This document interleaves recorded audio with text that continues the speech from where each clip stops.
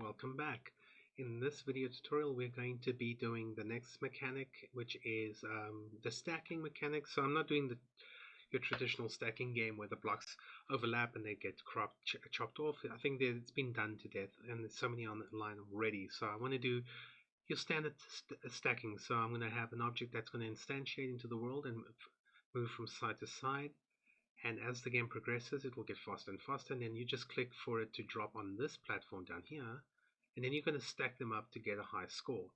So that's essentially the idea. So I did some prep work on here. I just added a object into the scene. I added a little background image. There isn't much to this. The ground stone, I created a tag called platform, and for the I went and made a couple of prefabs. I used the Kenny.nl package from his website. He's got some really nice things in there. So I just went and created basically 6 prefabs from all the assets that he's got. There's these little platforms. They're all a little bit skew at the bottom like this one. So I just added a straight up box collider to them and added a 2D rigid body, which by default I set to kinematic so that I don't want it to be influenced by forces at the beginning, and then later on it can be. And that's it. So I created these prefabs, which I'm going to instantiate into the world. So let's start with spawning. So I created this empty game object, spawn manager. I'm starting it on the left here because I wanted to start that side and move there. And then when it gets there, move back and move forward and side to side the whole time. I want to parent this to the camera, so as the camera moves up, because as the stacking gets higher, the camera is going to have to reposition to follow the stack. So I'm going to parent the spawner, so the spawner is always in in relation to the camera, it's in the right place. So we're going to try something a little different. In my previous video tutorials, I've pretty much just used Flowgraph. Today we're going to use a state machine from Bolt. And a state machine, as you'll see now, you're going to see the difference. We're going to create a new script. I'm going to put in my scripts folder, and I'm just going to call this stacking spawner, just so that I know which one, because I have so many from previous tutorials of stuff. When we open this up, I'm going to maximize this window. Notice how this node looks a little different. We don't have a start, we don't have an update. We just have this node that if you look at it, it's got an on entry state, an on exit state, and an update. So if I double click on this to open it up, there's my update. And you'll start to notice this kind of looks a little bit like an animator. The animator's also got an on enter state, on exit, and it's also got a, not an update, but it's got a way to feed information through, which is your update path in your state machine. Sorry about that, my dog went crazy. Okay, so in this case, we're going to start by creating different nodes, so different states, if you will. So in this spawner, there's a spawning state and there's an idle state until it gets told to spawn again. So we don't need the update or the exit. We only need to do something when we enter this state. And what do we need to do? We obviously need to instantiate something. So I'm going to drag out here. We're going to instantiate original position rotation, and we're going to need the following, but we already know what the position and the location is, which is the object we're currently on, which is the spawner. So I'm going to type in transform.position for the position of the object where it needs to be spawned or instantiated, and then transform.rotation for the quaternion rotation there. So now that we know where we're spawning and what rotation we're spawning, what are we actually spawning and where are we getting these items? We have no variables for this yet, so I'm just going to go out so we can see the objects we want to spawn. I'm going to go to my object tab and create a new, let's call this list of platforms, I guess. List of platforms. And we're gonna, you can't search it normally like this, you can't see it, so I'm just gonna type in game object, because remember, in order for it to be instantiated, it needs to be a game object, because a game object is something that exists in the project. It's got components on it, but you can physically grab it and touch it. So we're gonna create a list of game objects, and you'll see this variable is a little different to the others. It's got a little plus, so we're gonna hit the plus 6 times, because that's how many of these little platforms I have, and I'm just going to assign them. Something that's nice about when you're doing it in code is you can just drag all of these on top of this list, and then it will basically assign all of these to the list. I don't know why it doesn't seem to do that in Bolt, but I haven't been able to figure that out yet. There we go. I've got a list of all my little platforms. They're all inside of here, so now we just have to go in here and say, okay, what do we need? I need to grab the list, and from the list I need to get an item. So type in get item. I get the item, and the item I'm going to use, I'm going to plug into the original. That is the original object we want to instantiate. But notice how the list requires an index value, like between 0, in this case between 0 and 5. Lists always start at 0.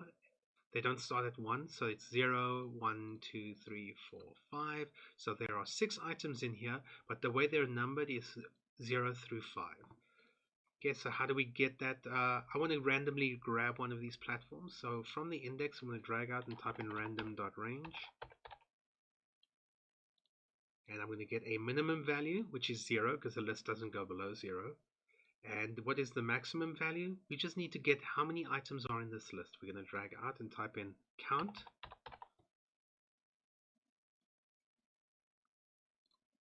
Now, I could just plug this in directly like that, but the problem with that is lists start at 0, but this counting starts at 1. So it's going to go 1, 2, 3, 4, 5, 6. And remember, the list starts at 0, 1, 2, 3, 4, 5. So when we randomly grab a number between 1 and 6, and we don't have a 6 in our list, we're going to get an error. So to kind of counter that, we are going to subtract,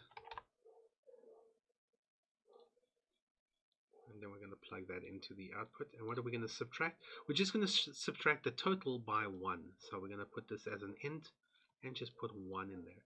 So we get the correct number of items. So it's more, it can start at 0, but it needs to end 1 short of 6. So there we go. That should do it. Let me just put some comments on here. This one is going to be get random item from list. That's what we're doing there. And these two down here are pretty simple. We're going to say set position of item to the spawner. I actually should have said rotation and position, but okay. I don't know why when it's this small it's so tricky to move it. There we go. Okay, so that's it. That's all we need on the spawner. So that's pretty much done. We can put a comment around all of this. We call spawn item when told to. There we go. When told to. You could say when called, but told to sounds kind of nice. Okay, so now that we have the state, it's called start, because we can rename it. Actually, start, call it spawn platform, just so that we have a name for it. And what we want to do is we want to basically keep cycling through this event. So we're going to right click and say make self transition. Now this transition won't look exactly like the one in the animator, but you can see that, oh, it's coming out and it's going in. So we're going to double click on this event here, and it's going to say, like in the animator where it says you got to give it a condition, you got to say if this or if that, or is it greater than that. That's what we're doing here. But ours is going to be simple. We're going to create a custom event. I'm going to call this, let's call it reset spawner, so that once we do that, it will be able to spawn again. I'm going to copy that name for later. All we're going to do is plug it in here. So this is a custom function, a custom event, but now we're going to need to call this custom event from outside of the script. So we're going to say call, let's call it a method because that's it is, from the platform. That's what we're going to do. We're going to call the method for this from the platform. So in the platform, I'll show you now what the idea is behind it. But this is pretty much done. The spawner is done. So we can try and see what happens when we turn it on and we have a list. We're going to randomly instantiate one of these objects into the world. There we go. Spawned on the left there. We do it again. Hopefully it will be random to the point where I actually get something else and not the same one. I got the same one again. I always do. Come on, I believe in you. Every time. Come on, you can do it. I believe in you. Give me anything but that wooden one. Come on. Every time. So that's the problem with random.range. It can be so random. There we go. Different one. That you end up with the same one. Okay, so the idea is, let me just actually play it, and then I'm going to pause it and show you what I want to do. Okay, so I'm going to move this window across. So when we move this across, it's going to animate, if I grab the platform, it's going to move from side to side like that. And then when I press the left mouse button, I want it to drop. When it hits this platform here, we're going to instantiate or spawn another one, and that one's going to take over with the movement. So that's the idea. So we'll call this function again, that one that we created, the one in here, from the actual platform. So on the platforms, I'm going to do it to one platform and copy it across. So we're going to grab this platform. I'm going to click on here. I'm going to add a state machine to this platform. I'm going to create a new one. Go to the scripts, and we're going to call this one stacking controller. There we go. Maybe stacking platform, but I think stacking controller should be fine. Again, we're faced with this state. I want to rename this one to, let's call it moving. This is going to be the moving state, and then we're going to duplicate this state. I want to call this one dropping. This is where it drops. Notice how these states are green. When I was prepping for this video, I realized that that means the state is active. So if both of these are green, they're both going to get called at the same time. So choose which one of these are the state you want to start with. So that's the one. I'm going to right click on this one and say toggle start. So it's no longer the starting node. And then we're going to right click and just make a transition between there and there. And we're going to do the code in here. It's real quick. It's real easy. We're going to add the code in here. And the code in here is simple. We're going to go on mouse input. And that's it. So when we press the left mouse button, and when it's down, we're going to drop the object. So when left mouse button is clicked, drop object. Drop platform, actually. There we go. So that's what that's going to do.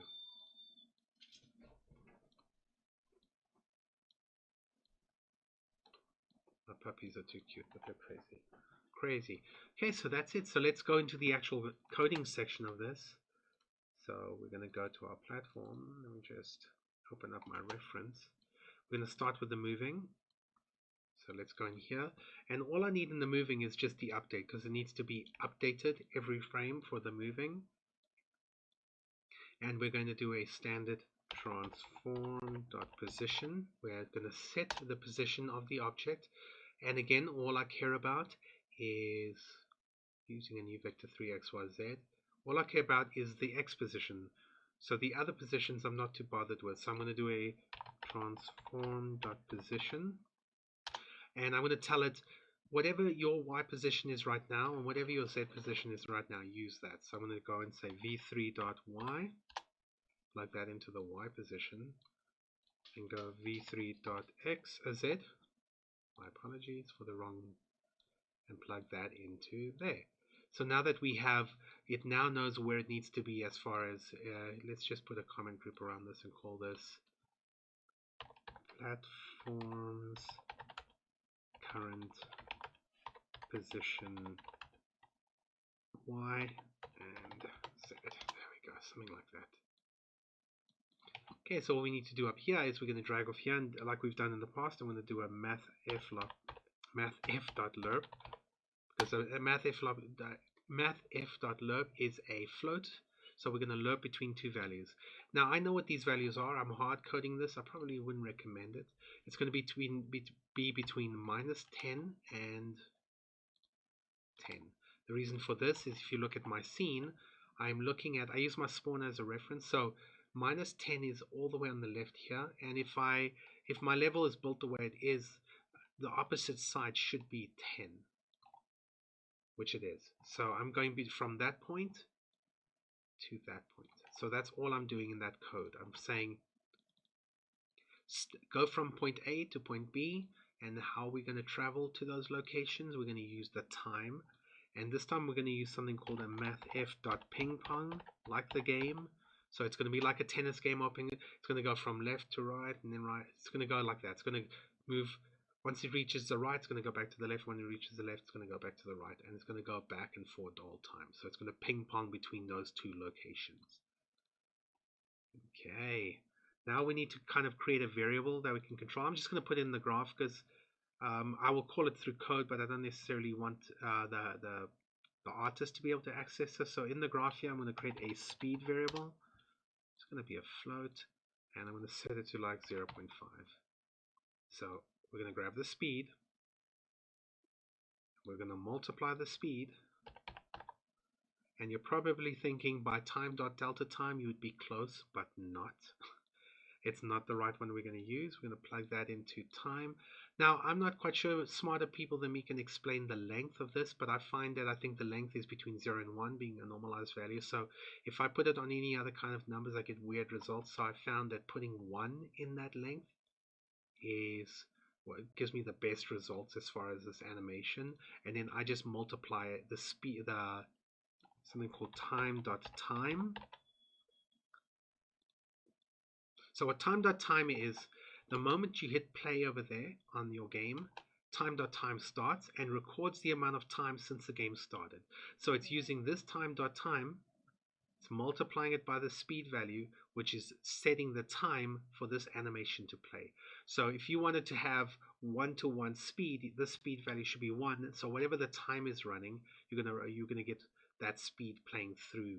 But this is just a way to control the time value, the amount of time that's passed, dividing it by multiplying by 0.5, which gives it half the speed, so I can control the platforms a little bit better as far as the speed. And that's that. So this one here, we're going to put a group around that, and we're going to say ping pong from left to right, then back again. There we go. Again, I have very interesting descriptive ways of calling my code, but I just wanted to make sense the moment. So let's see if that works. So it should spawn into the world over here where the bolt icon is, and then move towards the right. I'm going to hide the code so that it doesn't cause any issues. Wow.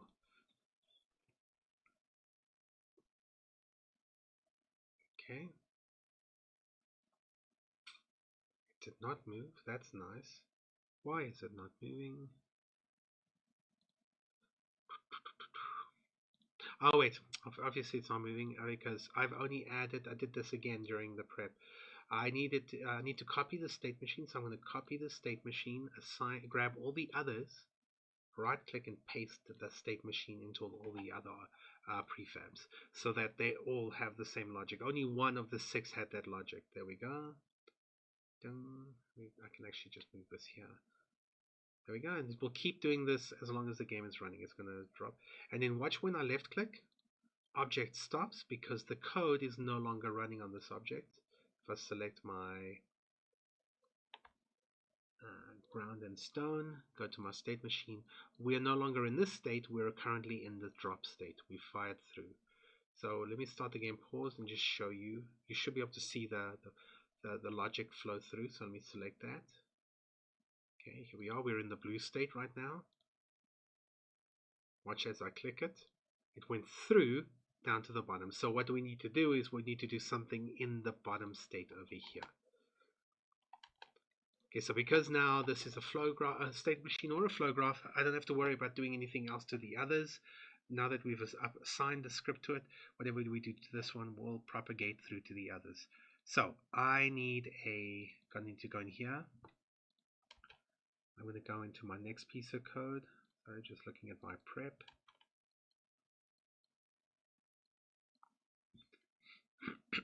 In here we're going to have an enter state, and we're going to need only the enter state for now. So when we enter, we need to have a variable called scene spawn manager. So spawn manager. We need to make a reference to the spawn manager. You can leave it as null because if we hold down Alt and drag it, we're going to set it. So we don't have to worry about setting it there. We're going to set it in the actual flow graph. What are we setting it to? I'm going to do a simple but nasty find object by tag. So I'm going to make sure my spawn manager has a tag, which I've tagged it already as manager. So all I need to do in my code is go and say, right click and say game object dot find, and look, find with tag, and the tag was manager. So when we get into the state, we need to find the manager. There's a few other things we're going to do, but not for now. We'll come back to the rest at a later stage. We're also going to switch this out in later videos. We're going to have a object pool class, a tutorial on like how to deal with object pooling as opposed to instantiating. So I can come back to this and revisit how you would implement that into this.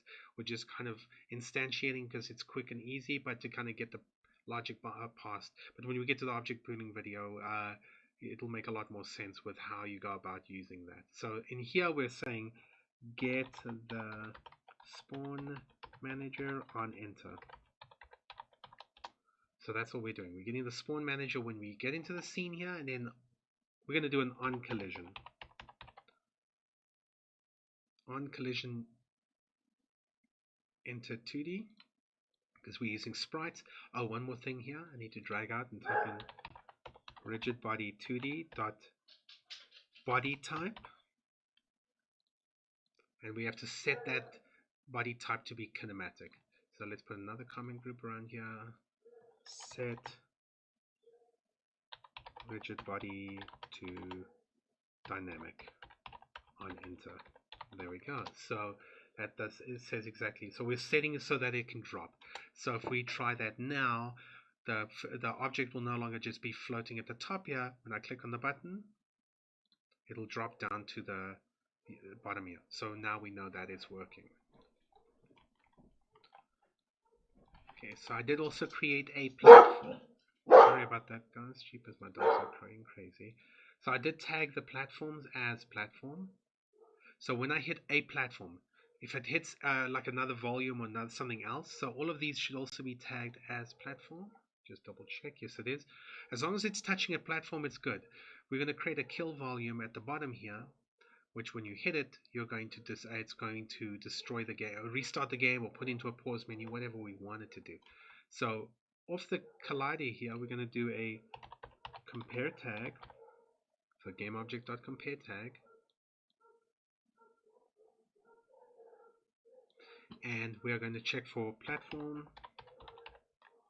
So if platform is true, I'm going to create another variable here called let's call it has collided. There we go. Has this object collided with something? It's going to be a boolean, and we're going to drag this out. And we want to make sure that if this and has collided is equal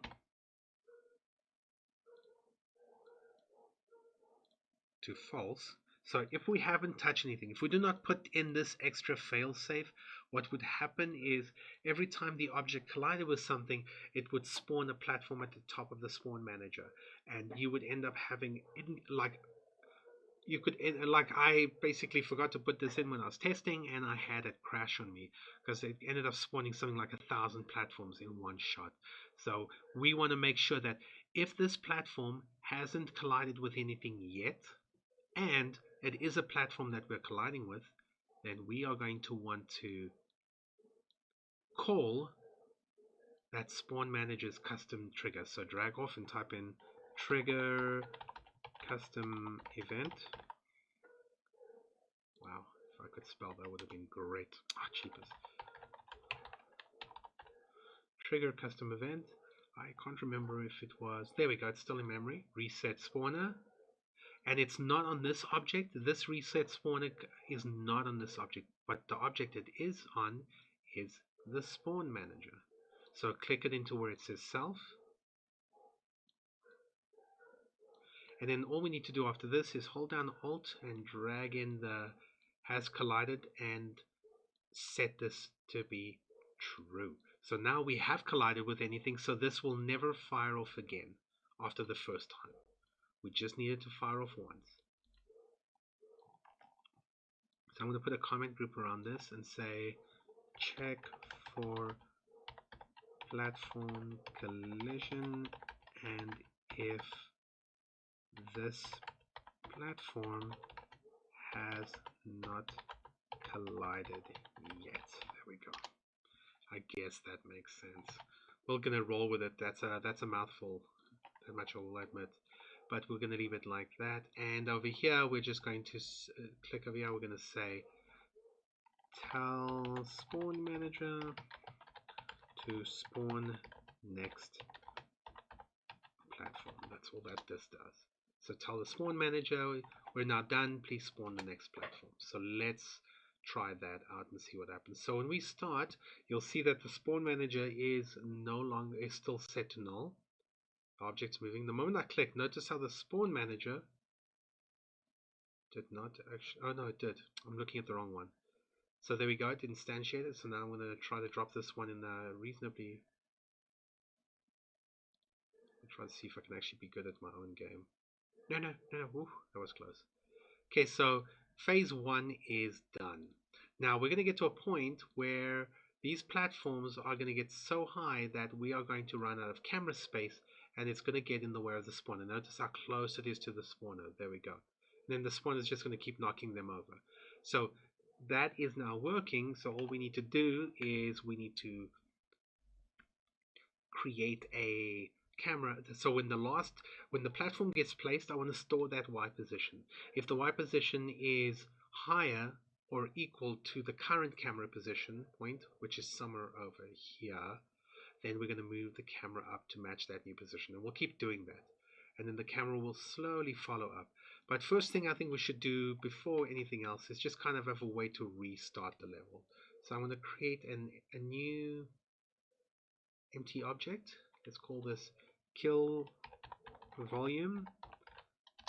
I'm going to zero that out so that it is in the middle of the world, and then I'm going to add a box collider 2D. And I'm also just going to set these values to something like, I don't know, 2020. Let's just see. Wow, that's big. Okay, that was a bad mistake. That was so big. So I'm going to grab that. I'm going to pull it out just a little bit off frame in case these things bounce and they go crazy. And then I'm just going to bring it somewhere below the platform, like that. Let's just make it a little bit extra. You can rather safe than sorry, I guess. So I'm going to make this then 35 across and 3 in height. And the offset. And that offset should be, let's just make it minus 3.5. Okay, so when the object collides with this, we're going to reset. So again, from the previous video tutorials, I have a kill volume tag. You can call it anything you want, whatever makes sense to you. I'm going to set this to be is trigger. This really makes no difference, but I want the object to still continue falling through and maybe freeze or pause or whatever it is. So now that we have that, we're going to go back to these platforms. And we have an on trigger enter. Now we need to do a on collision enter. We already have. We just need to do an on trigger enter 2D. And I'm just going to copy this and this because I'm too lazy to type it out again. Plug that in, plug that in. And this one's going to be called, I think it was called kill volume. I think something like that. We'll double check now, but I'm quite sure that that should be right. At one point, so this is, let's do a check for kill volume. That's what we're checking for there. And then what we do after this is up to you. What we put after, right, for testing, I normally just do a scene manager dot load scene. I normally do a build index because I prefer to work with numbers than names, so it's easier. And then from there, I drag out and I get the build index. If I could spell build, that would have been great. So I get the scene build index. So what is the number of the scene we're currently in? So I need to get the current scene. So I'm going to type in get active scene, and we're going to see scene manager dot get active scene. That's it. So we're getting the current active scene. We're getting the integer for where it is in the build in the build window. So I'm going to put a comment around here and just say put what you want in here to happen when the game is over. There we go. So what do you want to do? Put the game, put what you want in here to happen when, wow, I don't even know if that's English. We'll leave it at that. But what happens when the game is over, when you collide with something? That's what's going to happen here. So in our case, I'm going to intentionally drop one off the level to see if it restarts the level. So I'll drop one in the right area so you can see that it works. So I'm going to drop one here. The next one I'm just going to drop off. There we go. It worked. So the collider seemed a little bit too low, so I'd feel like, yeah. No, that's actually fine. That's fine. There we go. There we go. And you might want to tweak the physics or play a little bit a game of juggling. Maybe turn these into like coffee mugs and pretend you're delivering coffee to your boss and you've got to juggle all of these coffees. There we go. So the system is working. So we have the first section done, and the next part would be to create some sort of score counter. So every time we drop one of these, we add score. So we can simply, again, I've done this in a previous video, but I'm going to do a dedicated video for UI and scores and stuff. But I'm going to steal one of these from my sorry about this, from my Rising Bolt. So I'm going to go in here and I'm just going to grab my canvas, which all it's got is a coin counted script text on it. So I'm going to copy that. I'm going to go into my, I forgot what we were doing. Oh, stacking. There we go. And I'm just going to paste this in so we can see the UI. It's at the bottom here. It's quite big. So I'm going to probably scale that down to make sure that is correctly scaled. So I'm going to go 1920 for the resolution by 1080. That should have already made it a lot smaller. That's fine. Probably going to reposition the coins as well. Where would I like it? I'm going to move this across so I can have a better idea of.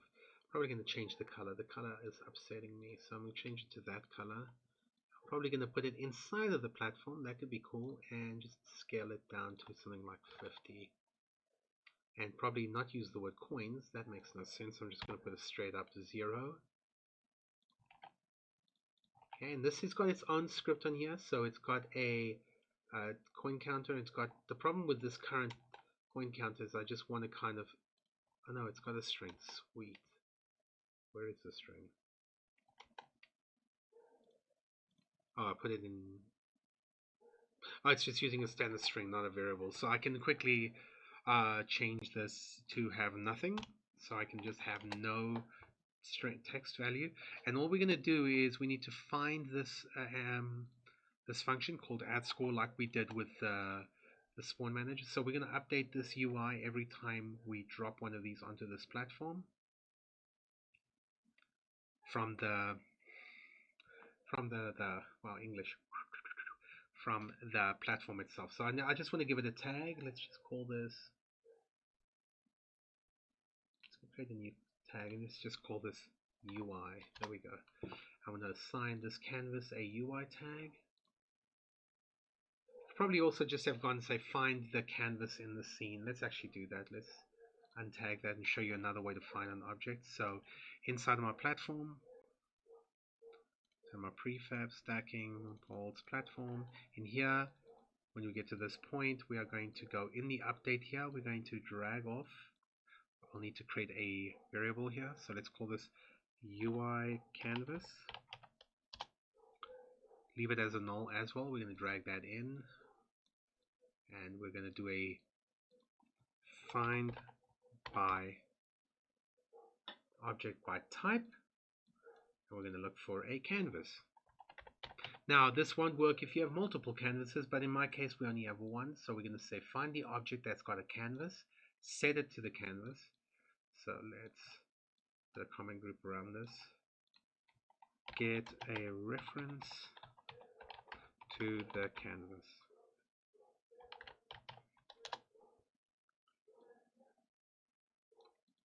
Okay, so now that we have a reference to the canvas and we are going to update the score, I'll just give myself some room here. So whenever we actually land on a platform here, at the end here, we can go and say trigger custom event paste that event add score in there. And it's not on this object again, it is on the UI canvas. So we're going to drag that in and plug that into where it says self. And we're just going to say update score on UI. Okay, so let's see if that works. So every time I drop something, it should up. I'm going to maximize on play so we can see it. That little number at the bottom there should change from 0 to 1. So let's try this. There we go. 1, 2, 3. Whoa, whoa, whoa. Oh, no. Okay, let's try that again. So you can see that the score actually updates, which is good. We could also do, well, when we do the further do the systems later on, where we're going to do a little bit of a saving system just using straight up player prefs, and then we're going to save the information so that we can always compare, was my score the high score, that sort of thing.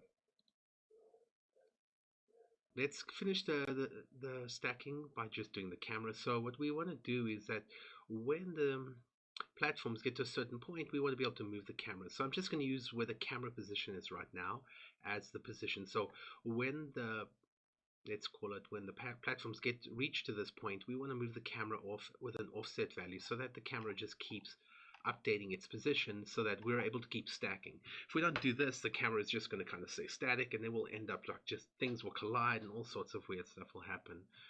So we'll need to create a flow graph, or flow state, sorry, flow machine on our camera. I'm going to create a new script. I'm going to go to scripts.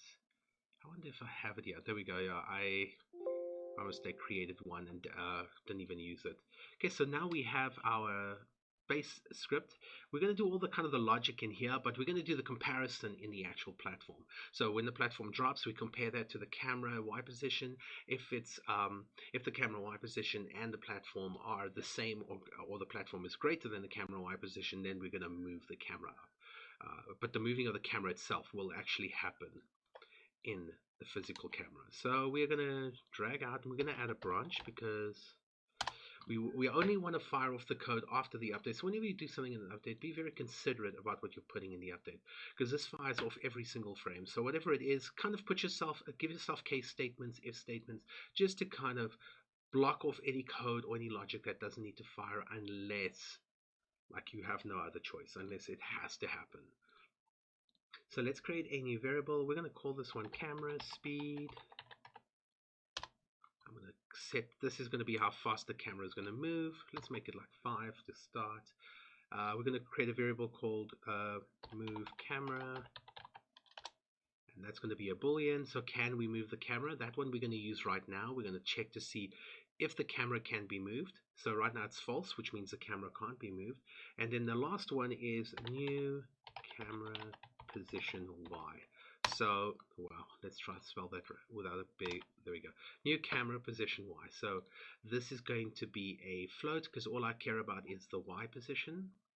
So that's what we're going to be comparing to. Okay, so if this is true, we're going to then move the camera.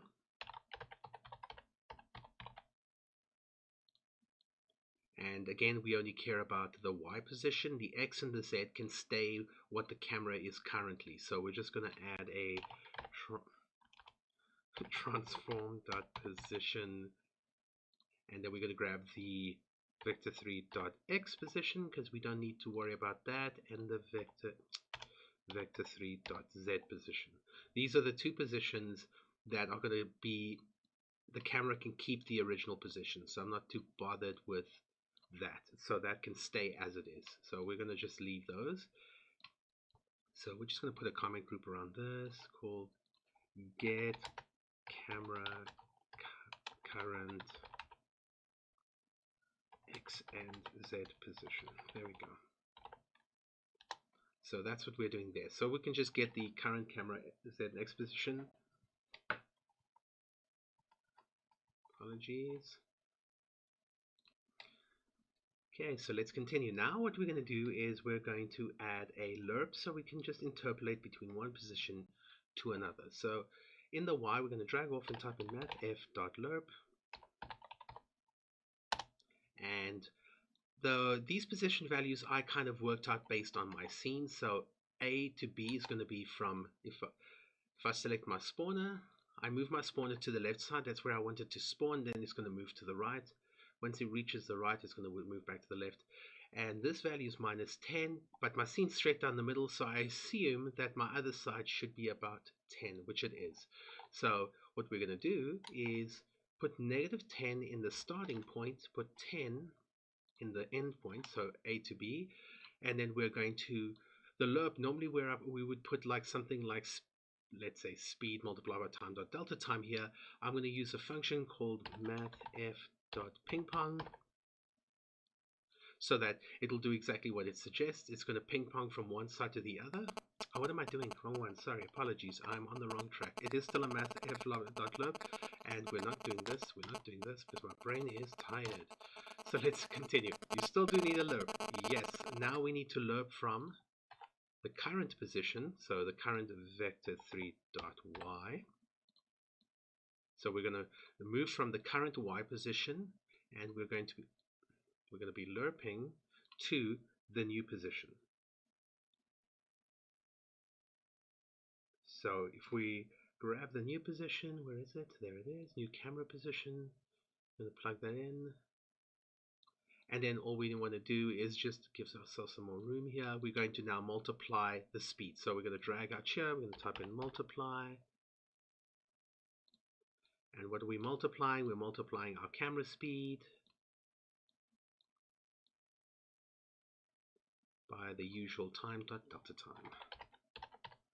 I always just kind of put this as a safety. If you're not sure what it does, actually just test it. So you won't normally see it in the editor. So if you'll just see if everything looks perfect in the editor and then you do a build and your character kind of travels really fast or it starts to behave really weird, it's because the chances are you're not multiplying a value by time dot delta time, so based on the frame rate. Because when you're in the editor, you're not just running the game, you're also drawing all the windows, you're also running the editor, so you do get a little bit of a performance knock. So now you've based all your speeds on that in your editor, and then when you do a build, it's just a clean build with just the game running, and then you notice it runs at a better frame rate, and then your character starts to travel faster, physics is all over the place.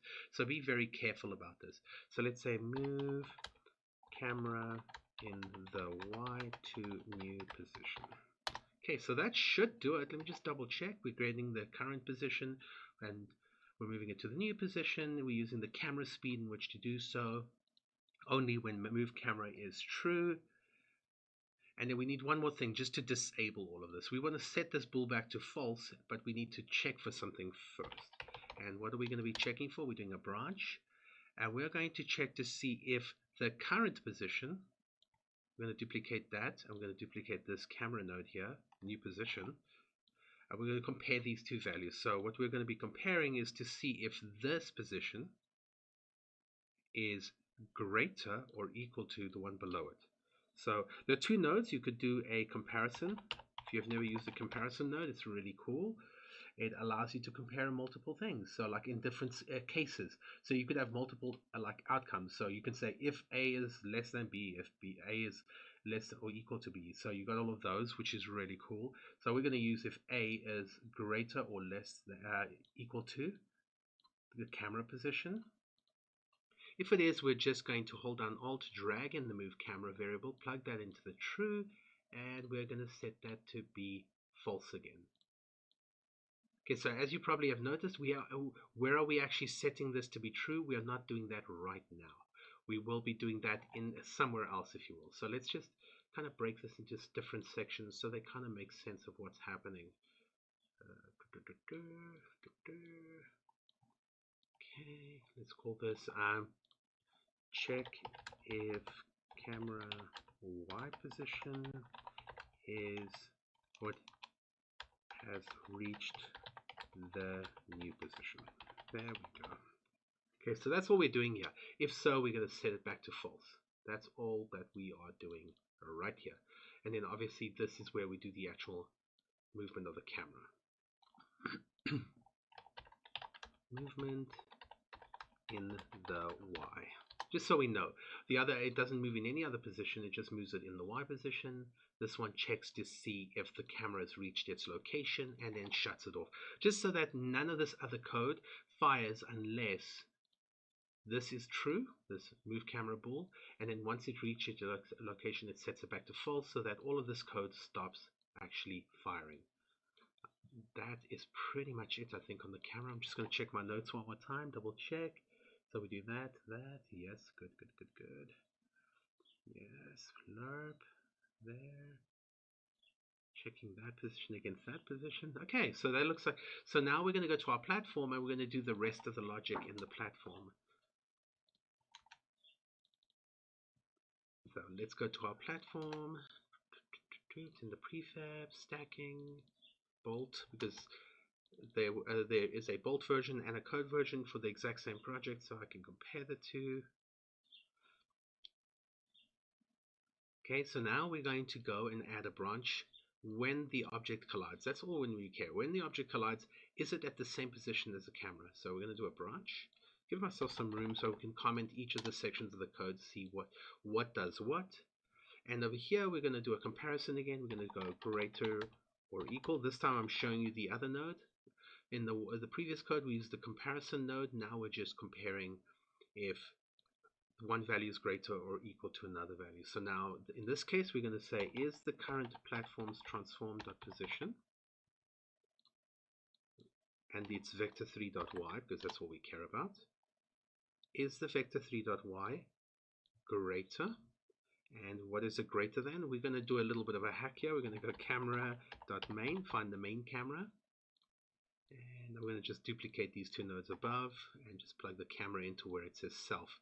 So we're getting the camera's Y position, we're getting the platform's Y position, and we're comparing it. And we're saying if the platform's Y position is greater or equal to the current camera position, then we need to update something. We basically need to tell it, set a new position and move it along to that position. Okay, so let's just, again, I'm just trying to neaten this up so it doesn't look like a complete mess. Okay, so what are we doing here? We're going to speak to the camera. So we're going to just grab this. Just grab the camera so we can use it again. And we are going to need to remember what those variables were in the camera. So I'm just going to do a set variable, and we're looking for the one that says object.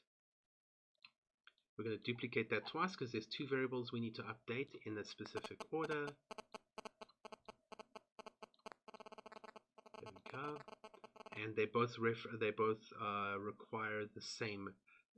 So we're going to grab the game object from this camera, like what game object it's attached to, and we're going to get its transform, if I remember correctly.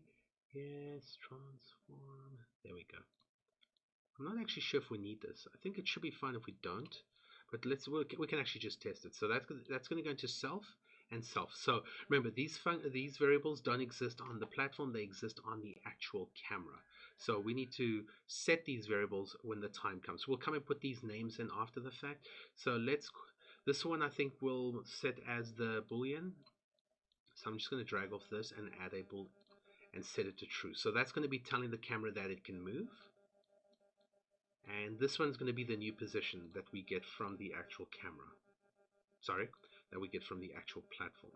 So we're going to go and say, actually I can just grab it from here, duplicate those nodes, bring it down here, and I just want to add a small offset. So we're going to do an add node. We're going to plug that in. The small offset is so that the camera can move a little bit higher than it normally would, because at the moment it would just move a small increment. So we want to just add a small offset, which I'm going to just put inside here as a variable called camera Y offset.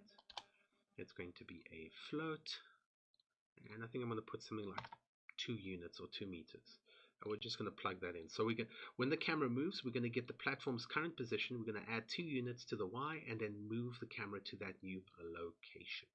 So let's put a comment group around this code here and say compare platform Y position to camera, and if it is greater or equal, set new camera position. Wow, I can't spell position. Let's try that again. Okay, position. There we go. So that's what that does. That's gonna, now that we've got this, we just need to go to our camera and get the name of these variables. So I'm going to select my camera and I'm going to get my move camera one, which is my boolean. I'm going to copy that. Keep doing that every time. There we go. And we're going to go back to our platform, go into our dropping state, and we're going to paste that in there. And then we're going to go and grab the variable that we need, which I think was new camera Y position, something along those lines. Yeah, new camera Y position. There we go. And we're going to go back to our platform, and we're going to paste that in there. Okay, so this should work. Let's see how it goes. So what should happen is the camera should lerp to the new position once the stacking gets to about where the camera is. So for testing, we're just going to turn the gizmos on. It's my camera gizmo. Camera. Oh, well, we're looking through the camera. They ain't going to help. So let's just turn that off. And let's test this now. Let's see what happens when we actually reach the location we need to. So when it gets to kind of where the middle of the screen is, then the camera should move. So let's just hope today I'm much better at playing this game than I was in the previous sessions.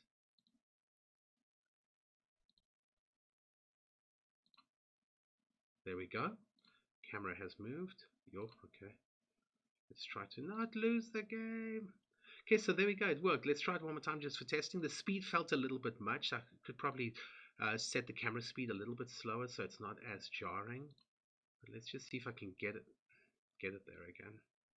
Okay, let's take 3. Okay, so this, I didn't say I was going to make an easy game. So, but it's quite a lot of fun to try to kind of do this little tower of this little balancing tower. There we go. Let's see if we can get it to move one more time. It should happen now. There we go.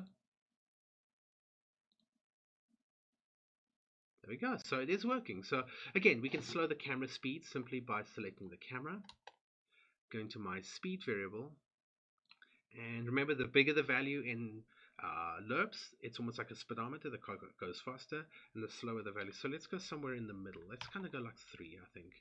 Maybe 2.5. Let's go exactly in the middle. We can test this one more time, and then this video is done. We have got camera moving up. We got score counting. If you look at our little platform over there, we just probably would want to mess around with the platform speed over time, like the left and right speed. Just so that we can make it a little more difficult. We probably would like to kind of set up our lists into 2 separate lists. So small platform list, big platform list, and then as the game gets more difficult, you just start randomly spawning. There we go. That feels a little bit better. That definitely feels better. Let's try, see if I can activate it one more time before the game is over. No! Okay, so that's it. It is working. I hope this has helped. We'll be doing the next one. We're going to be doing is exactly the same thing, but we'll be doing the code version of this. So thank you so much for watching. Until I see you again, be safe, and thank you for watching. Cheers, guys.